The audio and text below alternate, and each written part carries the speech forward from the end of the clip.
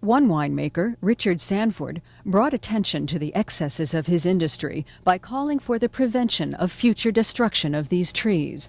This helped result in a proposed bill to the California State Legislature to protect all California oak woodlands situated on private property. I see all too quickly a natural environment being destroyed at the will of man and for the development potential.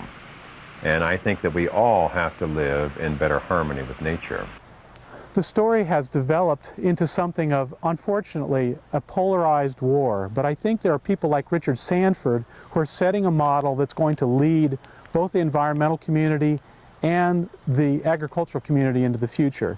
A ranch like his, where he's left the oak trees in, where he's farming organically, and he stood up and said to other vintners, you can raise grapes, you can leave your oak trees in and around the vineyards and still succeed.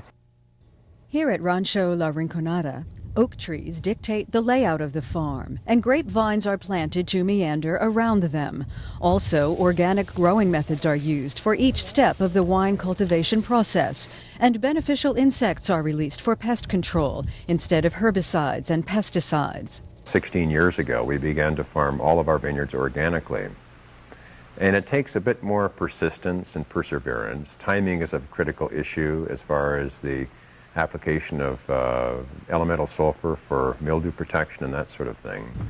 We use a French plow in the vineyard to eradicate the weeds under the vines rather than herbicides. And I'd much rather pay a person with a hoe than pay one of the large chemical companies for herbicides. Protection of oak trees is something that is possible and is feasible, and it is compatible with agriculture and growing grapes for the purpose of making wine. So that's one of the things that we really want to encourage from consumers, is to make sure that people know that there are people out there that are growing grapes and profiting from this industry, but at the same time preserving the landscape as it occurs naturally.